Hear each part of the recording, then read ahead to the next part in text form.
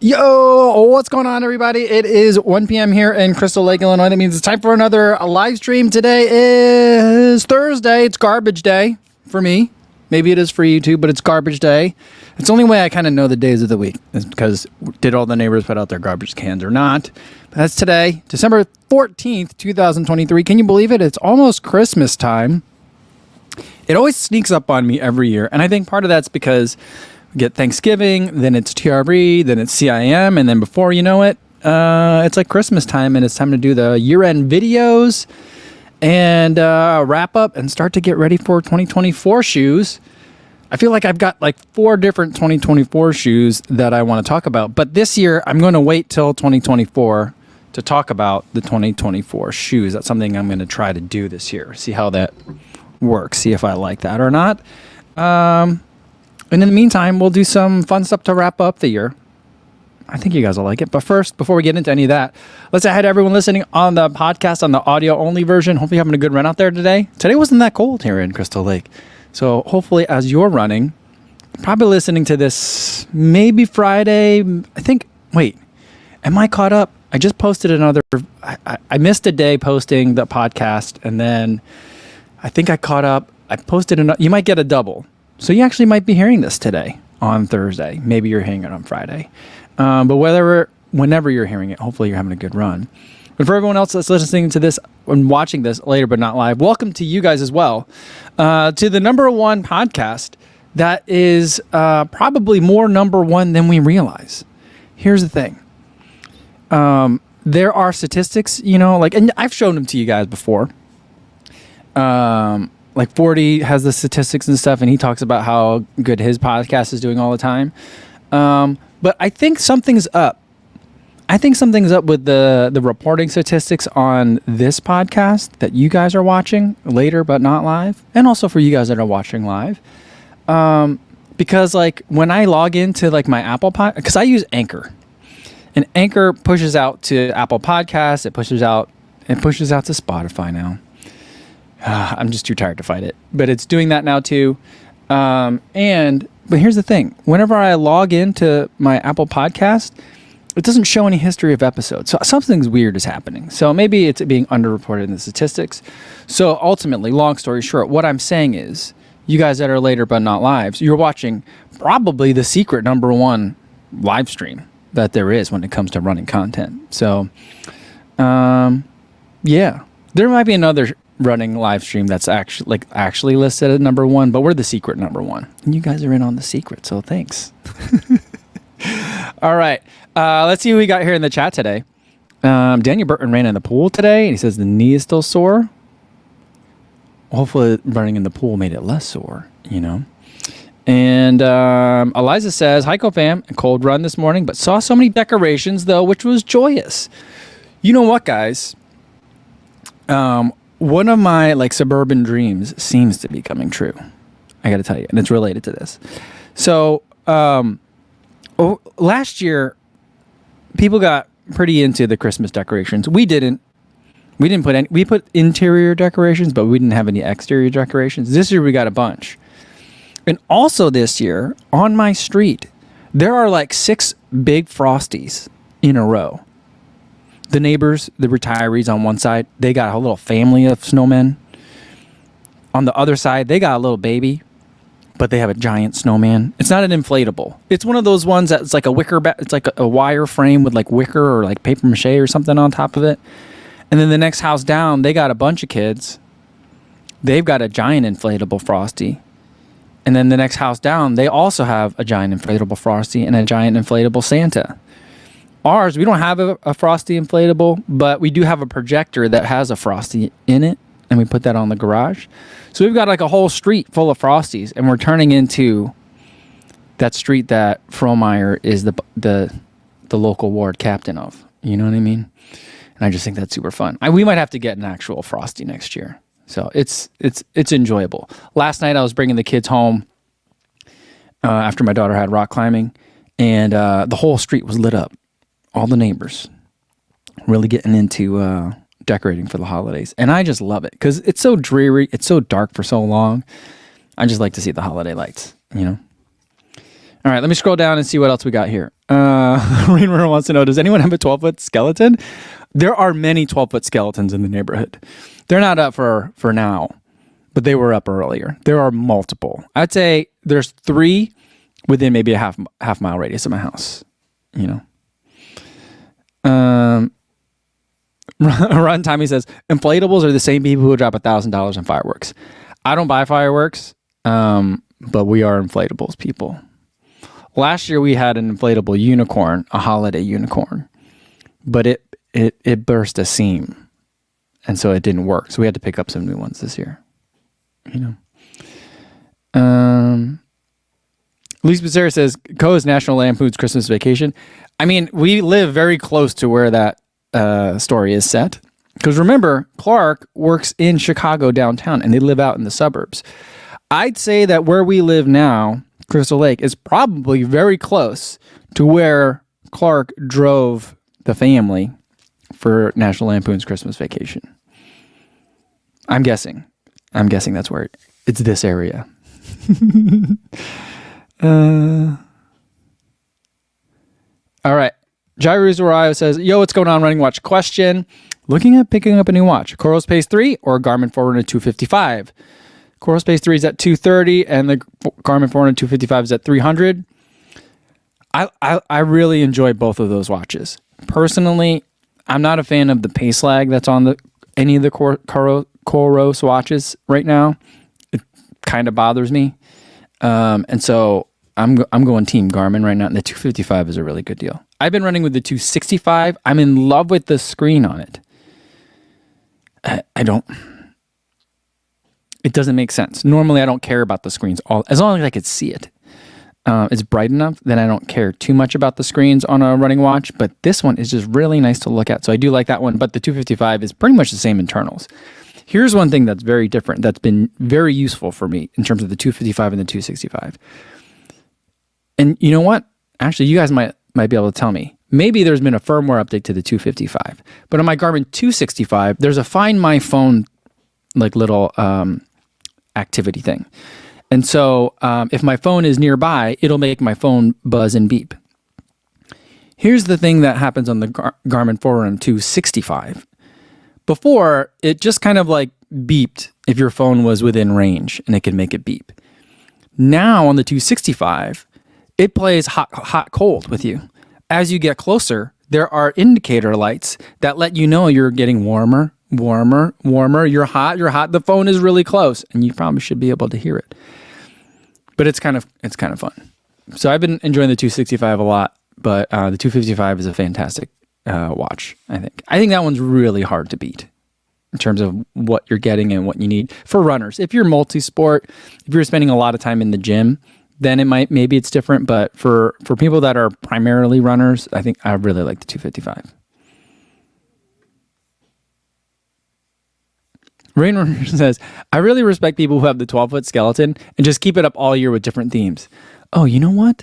I think there is one. There's a neighboring subdivision over here that I go run through. I run in the neighboring subdivision because, I like ours is fine, but that one, the lots are a lot bigger, so the houses are a little bit further apart. It's a little bit more scenic, and it's a little bit more flat.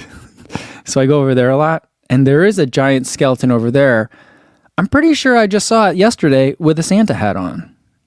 I'll double check. I'll follow up and let you guys know. Say Pete Runner says, there's a giant skeleton near my house, and it's been up since Halloween, but now it has a Santa hat on. There you go. Oh my goodness. I want this. Mark says, the best inflatable I saw this year was a Stay Puft Marshmallow Man that was as tall as a 2-story house. That is amazing. What was that? Oh, that is amazing. You know what that was? That was the Brooks Glycerin flask. It's empty. There's no booze in it. But maybe I'm just gonna start putting Noon or Tailwind or Scratch in here and just start drinking from it for the live stream. On a related note, did I tell you guys this? My younger daughter has career fair at her school coming up next month, and they've sent out an email to all the parents saying, like, if you want to be, if you want to talk at the career fair, I think they have it set up like a science fair where everyone gets like a table and the kids are going to walk around and you talk to them. I don't think it's like you stand and it's not like, what movie was it in? Was it Santa Claus? Where they talk about you stand in front of like a classroom and you give speeches and stuff. But I did put my name in. At first I didn't. And I was just like, no, I think they want people that are like doctors, plumbers, like jobs that kids like understand. I'm like, I'm pretty sure they don't want a YouTuber. And then they had to send a second round of emails because I don't think there was enough people to volunteer. I'm always like, you should do it. Because I do enjoy public speaking. I feel like I'm pretty good at it. And I would enjoy talking to kids. But no one has ever asked me to speak at a kid's school as a YouTuber. So I'm thinking maybe this is my chance. But I was just thinking today that I have not gotten any follow-up emails on that. Cobalt Blue says, absolutely go to the career fair. There are always kids that need to know about unconventional careers. That's true. Who is your daddy and what does he do? That's so funny. Man. Rich Dizon says, shout out to the relay episode where I talked about it. He said, you just might be the coolest parent when they realize you have a following like this.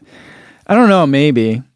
I don't know. Right now, I'm just that weird dude that always brings a camera to all the sporting events.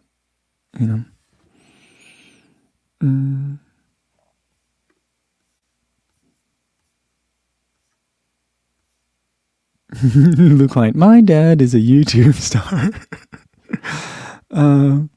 Tony Messias says he thought that the sound that I made was a real cowbell for PRs. I do have that real cowbell. The one that I bought, it's actually my daughter's. The one that I bought in Chamonix. It's very pretty. I'll have to do it. And Daniel Burton says, "Co, do you think your weightlifting has helped you get faster?" I'm not sure. Because I think at some point I'm going to taper from the leg days as I get ready for a race. And I'm actually going to be talking to someone about that. Like someone that has experience with this kind of stuff. That should be coming out soon. Yeah,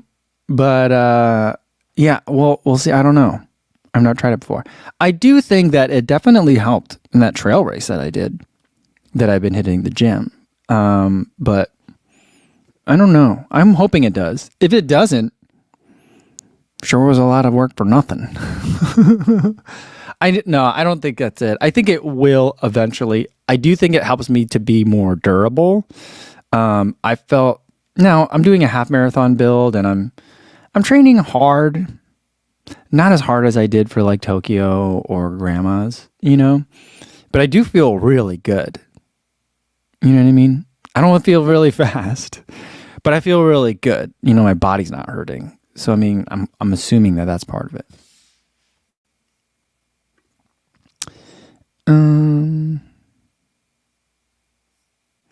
All right. Oliver has an update on the Dallas half marathon, which everyone heard was long. All right. BMW Dallas, he says, BMW Dallas has come out and said their half marathon course was 13.29 miles long, and it was known. So that's why a timing strip was back at that 13.1 mark. Is that true?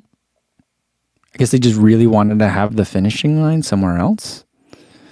That's interesting. But usually there is another like timing mat as you get close to a finish line. But typically that's to let you know, like the announcers know, like who's coming down so you can say their names as they come through, I don't know if there's a secondary reason for it, but that's interesting.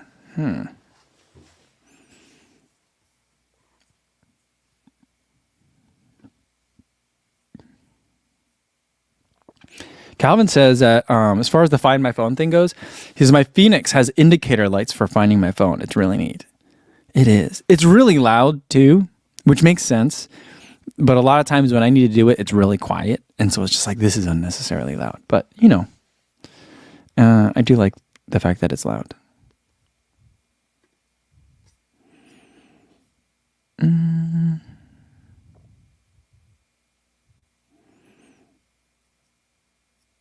Let's see. And Lou Klein says, are people complaining about the 0.19 miles?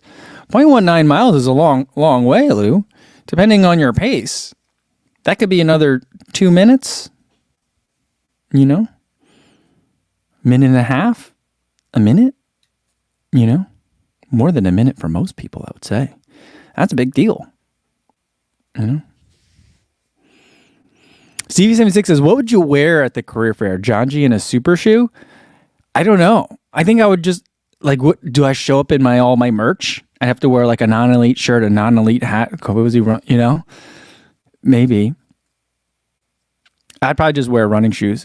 So here's the thing. They said for the career fair that you would get a table in case you have swag to give out.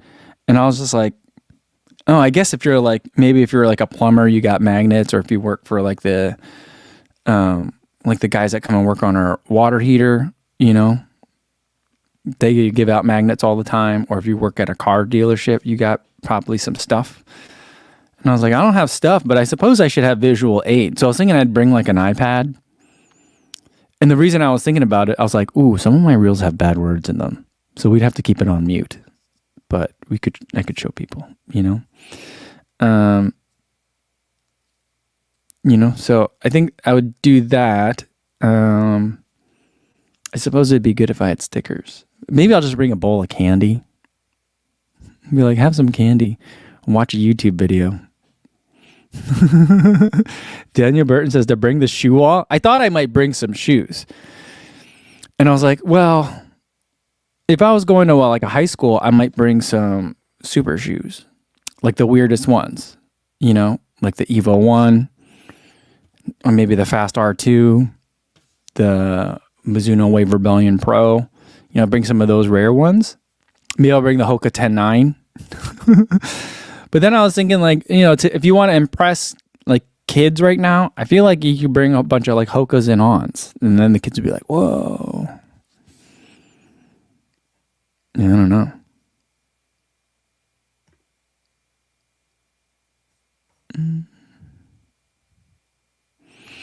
Michael I says, a scoop of pre-workout for you and you.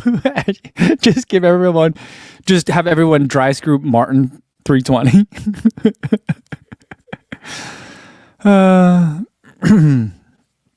That's crazy. And there's a lot of follow-up questions about the extra long Dallas half marathon. So video says at the Dallas half, so if you out sprinted someone at the finish, it didn't matter because the finish already happened 0.1 miles back.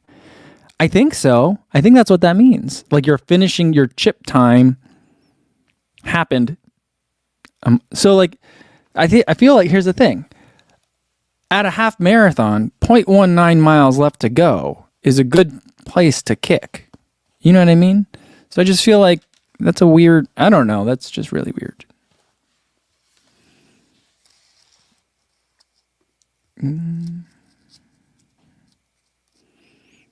Jason Dahl says, bring a shoe wall, a desk, and record a live stream. What's going on from Crystal Lake Schools? Got a lot of young fans in the crowd.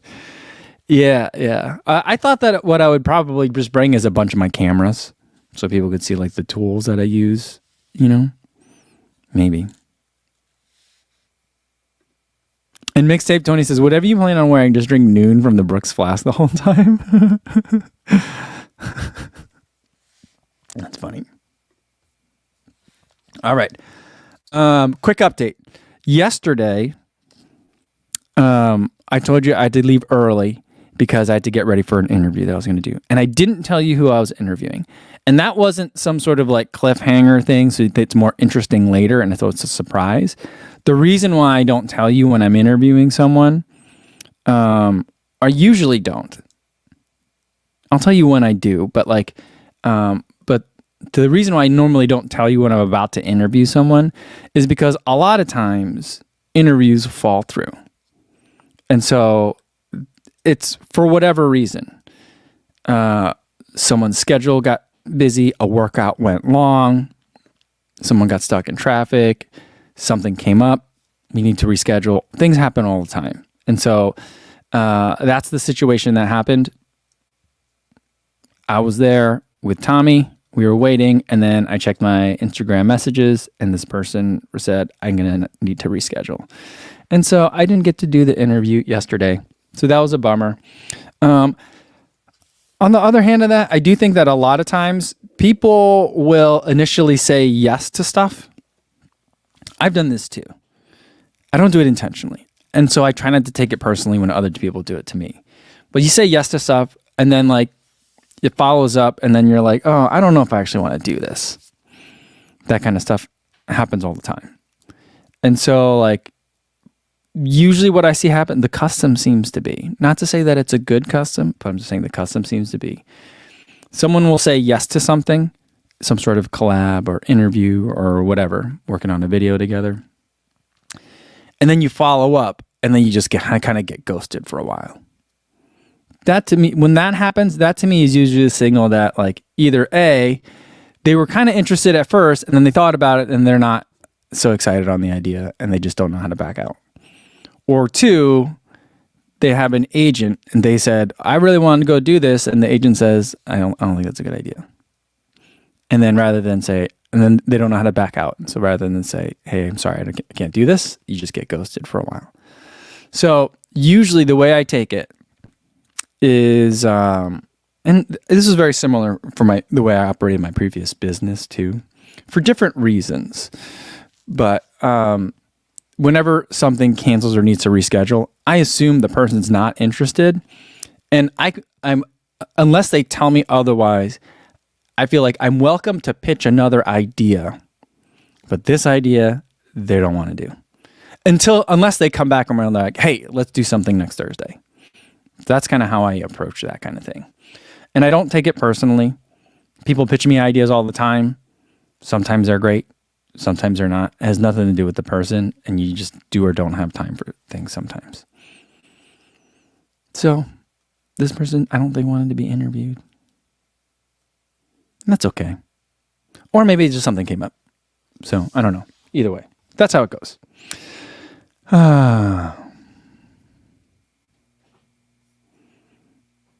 Sean Devlin says, it sounds exactly like how I handle my social life. Yeah, that's why I feel like I try not to take it's just how people behave, you know.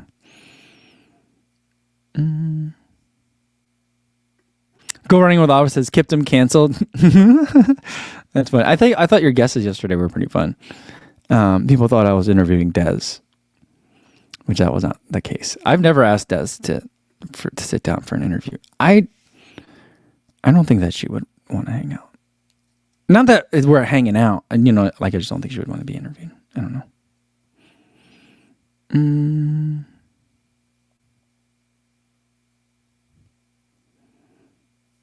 Let's see. Juliana VB says, "Can you do a live stream to a projector for the kids to see?" Yeah, I just don't want to bring I don't want to bring too much stuff. Like bringing a giant iPad, like I have one of the big iPads. Like that's about as much work as I want to do. I'll bring a bunch of cameras and stuff too. But I just don't want to bring like a projector and worry about plugs and how far am I away from the outlet, and then how am I going to secure all the cabling so that kids don't trip over it. I used to do temporary AV rental setups in courtrooms for a living as part of what my business did. Having to think about electricity always gives me, at this point, like PTSD. So I'm probably not going to do that.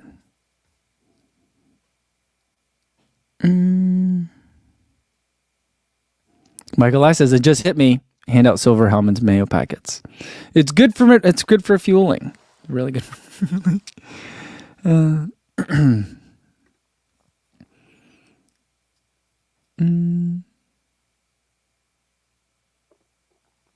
Adam says, so seriously though, you should have your editing software set up to show them how you do that.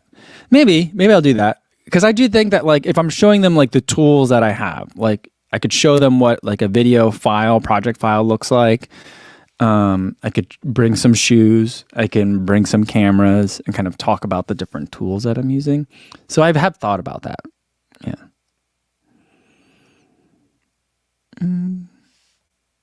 Tony Messia says the subject, the title of the talk can be how to properly poop in the corn.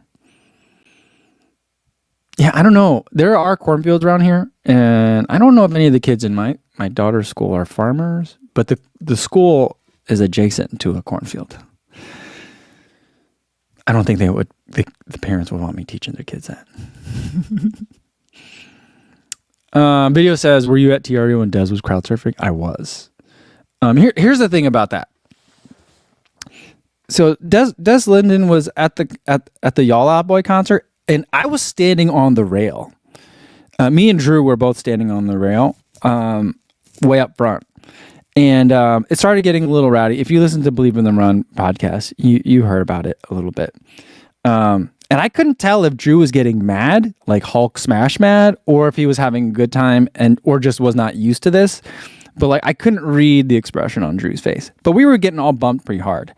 And then I'm just looking around. I see Thomas. He's standing on some sort of like mini side stage or something like that. So he's elevated above everybody with a handful of other people.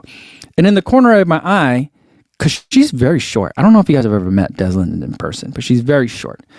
And I see her, and I look. I kind of like I'm looking up at Thomas, and then my eyes kind of like come back towards the stage. But as I do that, I see her kind of like my lower peripheral vision.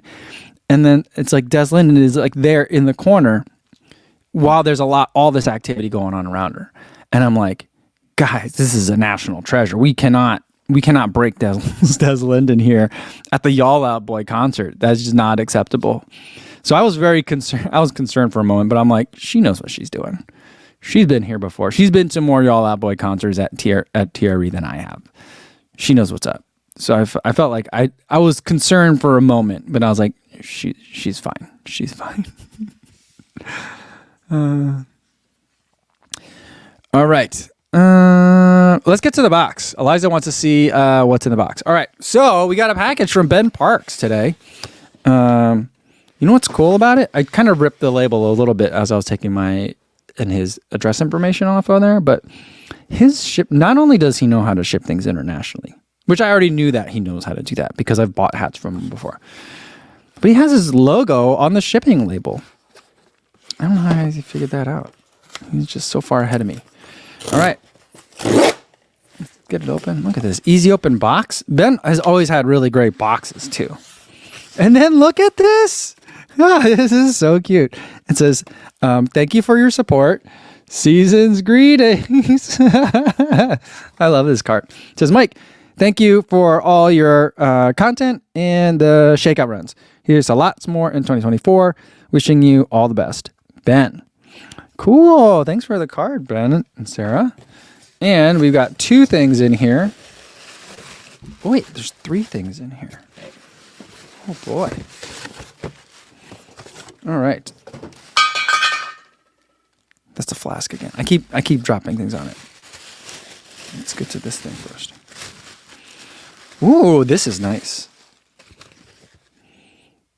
Ben Parks. Ben always has very well ventilated hats.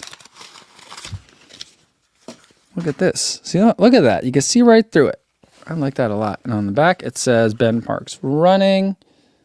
There we go. And it's got a little cinchy cable back here. Oh, and look at that. A little peekaboo logo on the underside of the visor. And inside, the seams are taped with Getting It Done. Nice.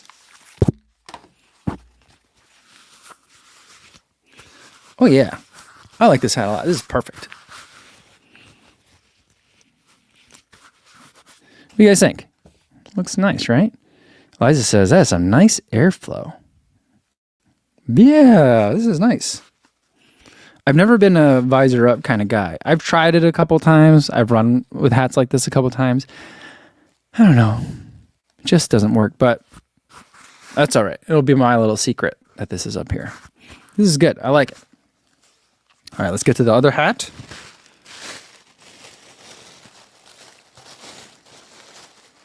Ooh, I think it's the same model, but it's in different colors. White and is this pink in here? Is this pink? I can't tell. I think that's pink. white, pink, and blue. I think. Either way, I do like these colors are nice and vibrant. Very summery. I like it. Makes me think of warm weather. But yeah, this fits my head really nicely. I like it. All right, I have confirmation. Daniel Burton says it's pink. Matthias Sventis says it's pink. And Cobalt Blue says, yep, pink. All right, nice. This looks great. Thanks, Ben. And now let's get to this. Look at this. It's got a little thumbs up sticker. It says, thank you for your order. It says, keep getting it done. Oh, man. Everything is branded. Even the stickers that keep the paper together. And we've got, ooh.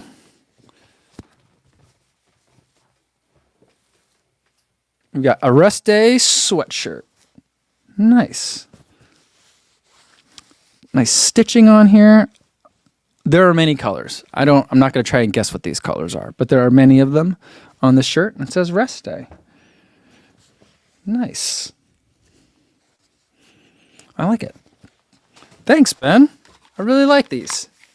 Can't wait to wear them. Awesome. Okay. Run the World says, love this box. This was a good box. I like it. Adam Fair says, Steven Ganoza wouldn't be caught dead in that shirt. Well, it's because Steven Ganoza is, or the Serious Runner, is a part of the No Days Off Army Club team. I don't know. Calvin Hong says nobody showed traction with that shirt. Here's the thing. I mean, I know we're all joking here, but I feel like when they first came out with that, people were like, "What about rest days?" And Tracksmith has to have like a follow-up post on the No Days Off saying like it's a mentality that everything is done to the fullest, whether it's exercising, training, spending time with their loved ones, resting, recovering. We take no days off from living our life to the fullest. I think that's kind of what it was. It's pretty funny. But yeah. That being said, I do not take that many rest days, but I do rest a lot. So maybe that's when I wear it, when I'm resting. If I had Normatec boots, that would be perfect to do with the Normatec boots, you know. But it'll definitely get some use. I've just been really cold lately. It's not even that cold here in Crystal Lake, but I've just been really cold lately. So like, give me all the sweaters. I want the sweaters. I'm chilly. All right. And Sean Devlin says, that explanation of no days off sounds like a Tracksmithy explanation. It sure does. I thought it was pretty funny. It made sense. I got what they were saying. But it's also sounds like if someone were lampooning Tracksmith, that's the exact thing that they would say. You know? Altigan says, Ben Parks has got some very good gear. I would agree with that. They've been developing the kind of the catalog for years now, and it's been really impressive to see the progress that they've made. It's just I don't know that there's anyone that's doing it better as consistently.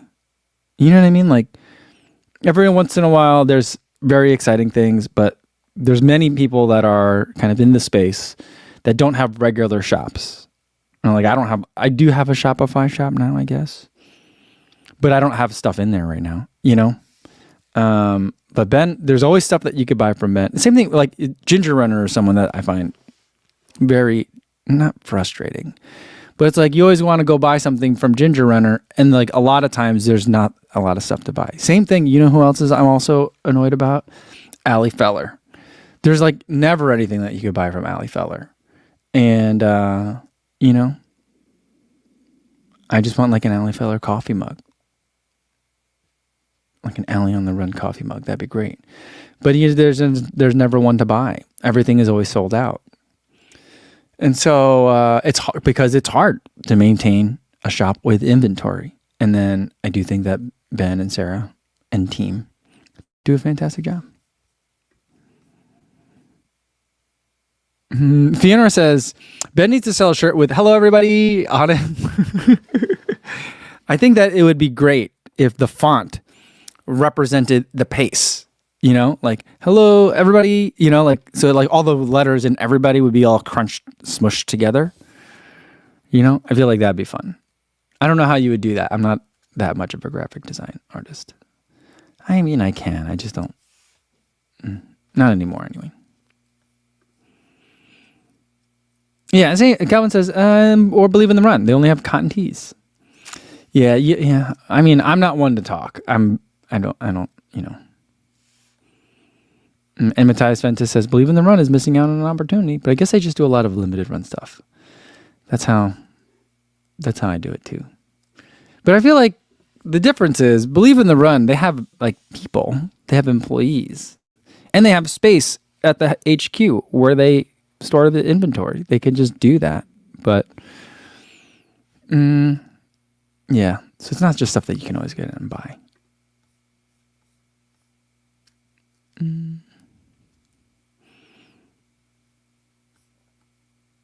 Yeah. Eric Paramount says, I want a hoodie that says some days off. That's an interesting one. One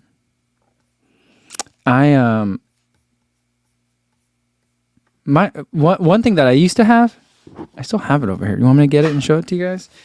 I think it's sorry. That flask is just always in the way. It's in a similar vein to some days off or something like that. Do you guys remember? You guys probably don't remember this. Some of you might. Some of you might remember this.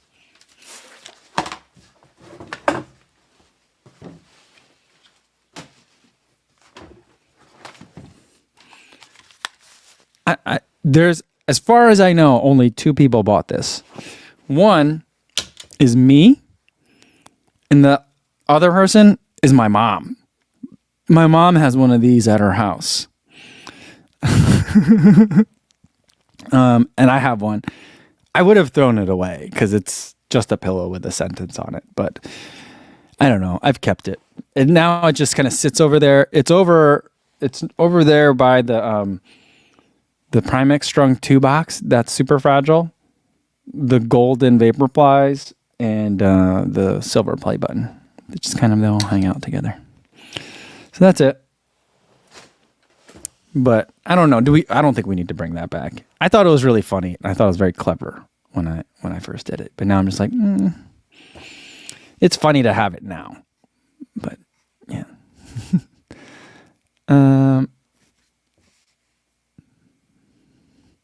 Mark Peterson said, though, you know what? Mill City Running made t-shirts for the team this year that said some days off on the back. No joke. I do like that a lot. That's nice. Stevie76 says, at least I was wearing pants. That's true. Well, it's cold now, especially in the basement. So I got to wear pants. I can't be not wearing pants down here. It's just too cold. In the summertime, there was times where I was like, I better make sure that I don't stand up, And you guys want to know, is the pillow orange or yellow? It started out yellow. It's fading, color fading over time.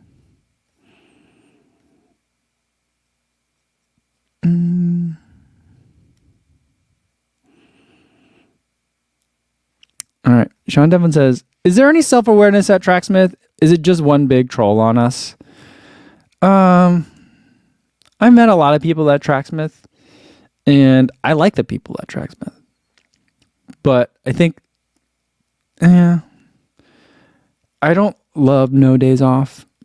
But I appreciate that it is motivating to a lot of people. It's not for me. So there's that. But, I think a lot of people are still kind of like annoyed about the whole like jogging race thing. Yeah, I don't know. What's interesting is, so when we did there was like that media day for New York City Marathon, I was kind of expecting someone to address that, but no one did. Not with me anyway. But I don't know. It's been unusual. It's been awkward, I guess, is a better word. Eric wants to know who's going to carry these foam rollers. That's funny.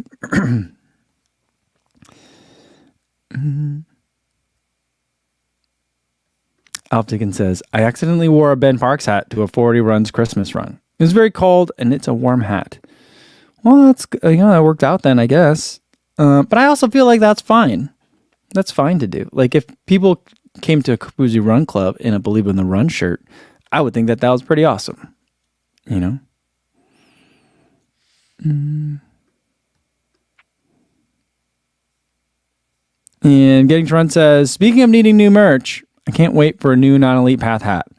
The logo on mine is holding on for dear life after one too many branches to the head.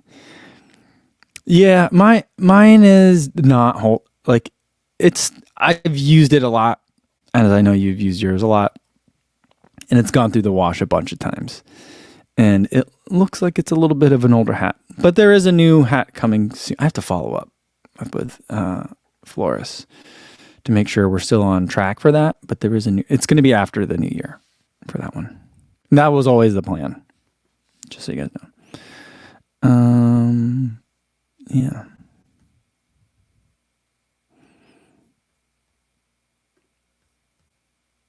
JC says, George Carlin, what does a dog do on his day off? I don't know. Is that an actual joke? Is it clean? Can we talk about? What's the answer to that one? I want to know. I don't know the answer to that one. And Al says, you know what? 40's got some decent merch. 40's got some decent merch, to be fair, too. I see pink 40's everywhere. It's very visible. It's good branding. I do see it everywhere as well. It's nice to see. He's built quite a community over there. It's really good to see. You guys are trying to guess the George Carlin joke line. But I don't know. Well, I just don't know what the answer is to that one. All right. CJS says,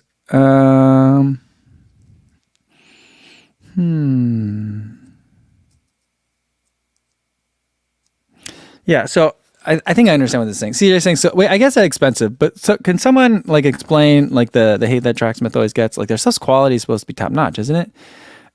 Yeah. I think the ultimate kind of issue is sometimes their stuff is great. Their aesthetic is old school New England, which carries with it also potentially some kind of negative connotations as well, some elitist kind of connotations. And so that's what it's all about. So it's about creating pinnacle product and having the best quality and the best gear that you can wear, so that way you can train the best. But sometimes their messaging makes it feel like it's the opposite of exclusive in a bad way. You know what I mean? So I think that's a lot of what it is. So it's maybe some people feel like they're taking the old school New England aesthetic a little bit too literally sometimes. I don't know.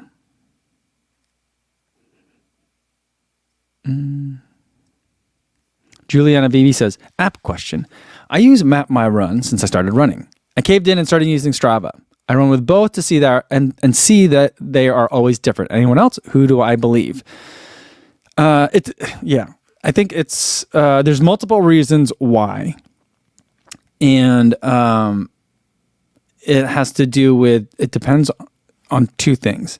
What are you using to record, and then which app is it being reported to, right? So my understanding for how a lot of these things work is there's a recording device, whether it's a phone or a watch, and that records in an Express.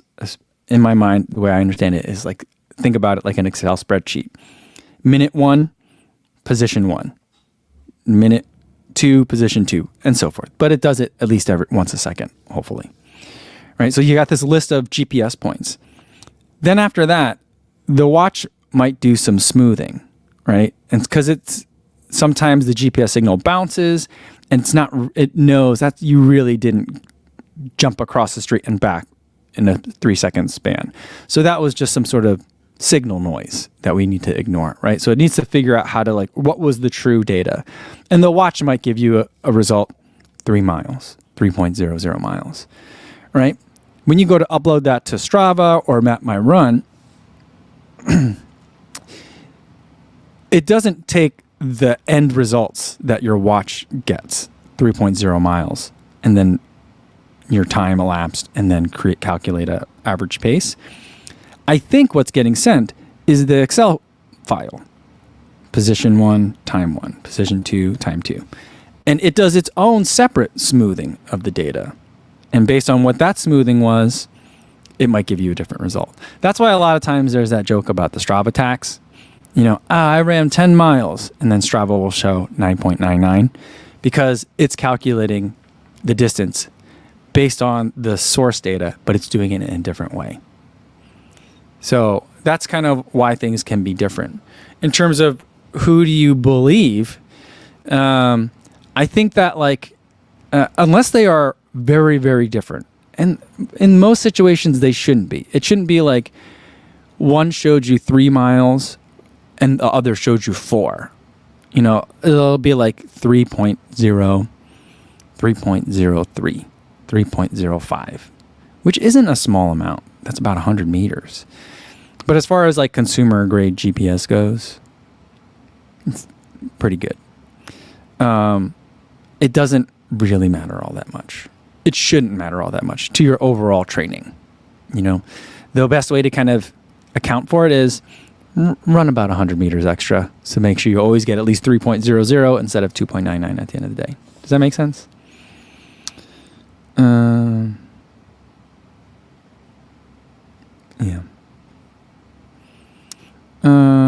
And also, I think you can get further differences on that if you're using a phone versus a watch.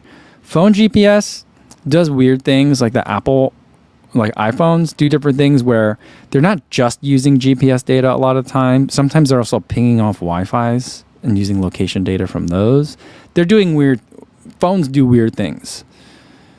And so like that's why that could also be accounting for differences, and that might data feeds into Strava versus Map My Run. I don't know exactly how they're calculating it, but that's my understanding of why there could be big differences.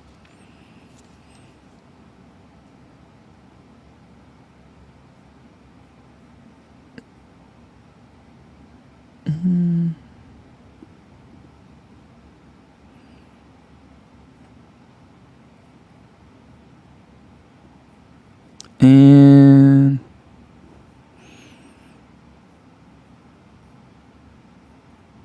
let's see. Adam says, I think Strava tries to match to known GPS routes for roads and trails, and they use what Google Maps has. They get those from government agencies. They're not always precise inch by inch. Oh, that makes sense. That could be it. So kind of like, this looks like you're running this route, and they give you the data for that route. Interesting.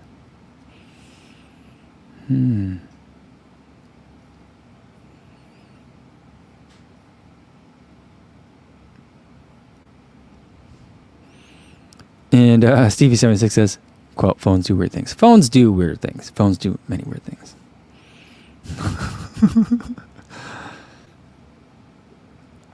And Daniel Burton says, yes, GPS is never perfect. Yeah. I mean, I know it's frustrating too for people, but like, because you're like, well, the reason I bought this is because it's supposed to be super accurate. Dual band GPS, 5 different satellites to choose, satellite systems to choose from, and all that stuff. But there are, I guess, limitations to it. And, you're using that data to help teach yourself what it feels like to run a mile, what it feels like to run a certain pace, And so if the information it's giving you is bad, it's harder for you to learn. So it's frustrating. But the longer that I use watches, the less I'm reliant on it. I still wear one every day. Actually wear 2 every day, but like I'm still very I still love to have the data, but I'm not as worried about like the minutia of it from day to day. It gives me an idea, and the longer I've been running, the more I'm just focusing on time on feet and effort versus any of the metrics that watches give. But I wouldn't know what the efforts mean if I hadn't spent years using those tools. See, I feel like that's another thing that, like, to go on a side tangent that I don't think the original poster was talking about. But I keep, every once in a while I see this. And it's usually grumpy old dudes that are coaches that are super mad about people that use technology, and they're like, you shouldn't have to do this. We never used any of this when we were growing up, and we were fine. And if you don't, you should be able to listen to your body. And I'm like, this is the perspective of someone that stood on the side of a track with a stopwatch for years, yelling out splits for people every 400 meters. You know, and so it's like you had the exact distance measured out, and you knew the exact time. You were basically a GPS watch, a live action GPS watch. And so, like, I always try to feel like it's easy to kind of like deride people that are learning to run, and to say it's silly to have the technology for something that's intuitive to you now after decades of experience. So I think the technology is great. I love the technology. But I, you know, some people will never learn like what it really feels like to run 8-minute miles, and that's fine. There's nothing wrong with that. But I think that's where you really start to, the technology really starts to help you, is when you start to understand and discern what your body is telling you. And another thing related to that, it's just like, listen to your body. If you're a new runner and you're running 400 meter repeats at 5K effort, the only thing your body is telling you is that I'm about to die. So how do you discern and distill any of that information to anything useful? Having the watch is kind of helpful in that sense, you know? Adam Fear says, I'm not an old guy, I'm a curmudgeon. That's funny, Adam.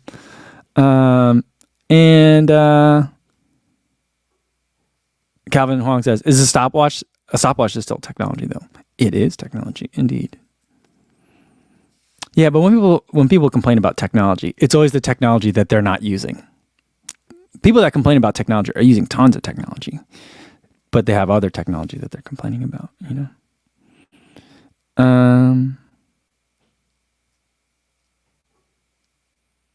CV76 says, is this true? GLONASS is a global GNSS owned and operated by the Russian Federation. It's 24 plus satellites. I believe so. But I think that realistically for most people, like, it's not like my understanding is many of the satellite systems don't completely overlap.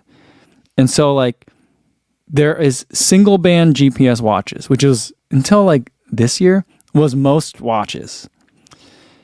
But they have access to up to like I think there's 5 commercial GPS systems that are available. And so they would say like 5 GPS system satellites to choose from to give you ultra accurate results, but you're still only using one at a time. And it basically, like, it depends on the latitude of the Earth as to which one you're using, is a lot of my understanding of how a lot of it goes. Or maybe it's the longitude of the Earth. I don't know. But I just feel like it's very regional. Like, I don't know that I don't, DC Rainmaker might know, DesFit might know. But I suspect that maybe, unless you're like in Alaska, I don't know that you're actually tapping into GLONASS all that often. Am I right on that, or am I wrong? But if it's latitudinal, maybe if you're north, you are. I don't know. And then dual band is when there are overlapping satellite systems available, you're pulling from 2, so you're triangulating. And that's why that's more accurate. Rather than getting 1 signal, you're getting 2, and it triangulates your location. That's my understanding.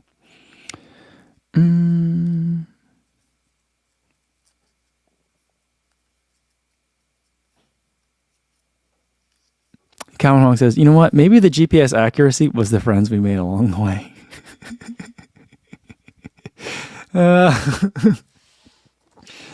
That's so funny. TC says, hey, Mike, I was binge watching your channel last night. Are you and SJD going to have the same shakeout for Chicago next year? By the way, I'm still trying to figure out the best Airbnb to stay in for next year. I would like to be able to do the same one, but realistically, we haven't started planning that. If we do the same one, it'll probably be at about the same time and hopefully with all the same partners because it's been going well. I don't know. I think next year, if we do it again, we're going to have to put third annual on the t-shirts. I feel like that's something because we've been doing it we've done it 2 years in a row. We do it 3 years now. Next year, my plan is, I'm going to get, those race stickers that people put on the ground, that the arrows, I'm going to put those all over the place. Here's the thing though. It might be hard to see them because there'll be people on top of them. So I was also thinking, well, maybe I buy a set of cones and balloons or just cones. I don't know. I just want to make it so that people don't get lost. Because there's a couple of you're basically staying on the path the whole time. And if you're from Chicago, it's super easy because you know the path. But if you don't know the path, there's a couple of turns. And so I'm trying to work that out. Next year, it'll be even better, I think. But that's the hope. That's the plan. But no plans have been made. No discussions have happened yet.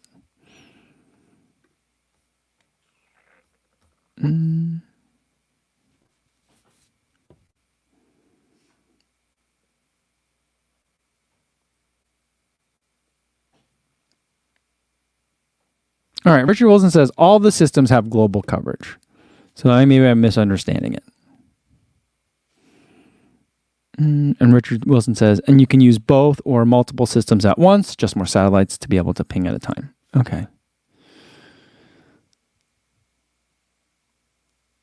So yeah, I thought that like they were, I don't know. I assumed the satellites were geosynchronous and existed over a certain region. I don't know why I thought that. I don't know. But if they each have global coverage, then maybe we are tapping into GLONASS. I don't know. But Eric says that is correct. For GPS satellites, you're lucky if you're in view of 3 satellites. And D0 Aperture says GLONASS is Russian and Galileo is UK. Every time I think about who owns the satellites, I think about that scene in Armageddon. Does anyone else? We were able to get a video feed signal or bouncing off a French satellite, higher orbit. I don't know if that makes any sense, like from a technical perspective, but for some reason, that line in the movie, and I've not quoted it accurately, but that line in the movie has always stuck out to me. Does anyone else love the movie Armageddon? That is my favorite bad movie. Some might argue Fast and the Furious Tokyo Drift is a good bad movie, but that's just a good movie. My favorite bad movie is Armageddon. It's just such a good, it's so good. There's just so many great lines. 60-40, 70-30. I don't know where I'm going. All I see is this dot, and I'm following that dot.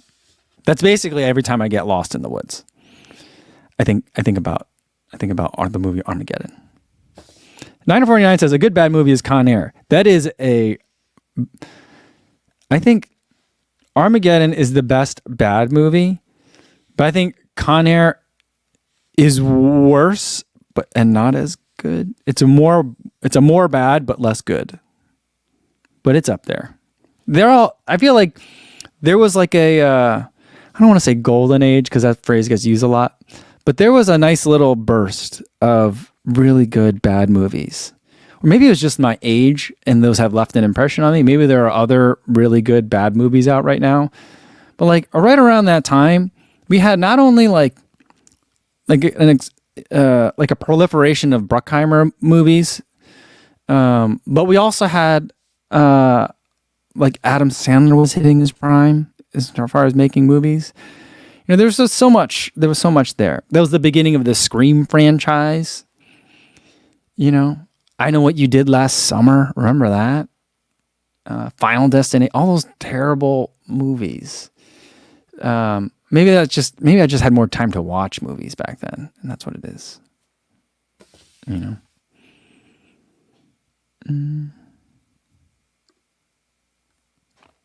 Oh, 949, Independence Day.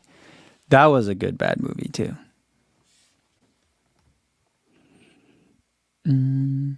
That's when Bad Boys though is good. Actually, I think Bad Boys is good movie. They're not good bad movies. Those are just good movies. The entire franchise.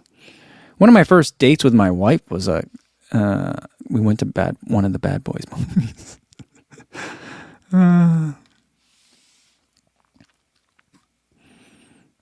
All right, let's do this one and then I'll call it a day for today. Alex Plazencia says, I'm gifting myself a Chorus Pace. Just not which sure, the 2 or the 3. Any thoughts, Co? I would go with the 3. You're going to get dual band GPS. So not only do you have access to all 5 satellite systems, or however many there are, I think there's 5, but you can use 2 of them at the same time if you're in a region where you can talk to 2 of them. It should help with accuracy. I think that the Chorus Pace 2 got firmware update, so it has the same mapping now as the 3, but the Chorus Pace 3 does have mapping too. You have to preset the route, but like has breadcrumb navigation, which is nice.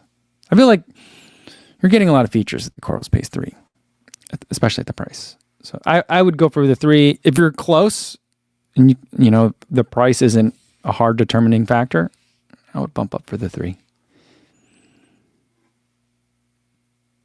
All right. I think that's a good place to end it for today, guys. I enjoyed that talk about bad movies.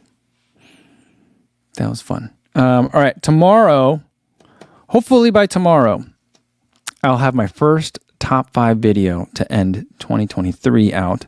And we're going to talk about my favorite carbon-plated racers. So hopefully that'll be tomorrow. And then we can talk about it at the live stream. Same time as today, 1 p.m. Central Time. Hopefully I'll see you then. In the meantime, be safe out there, everybody. Thanks.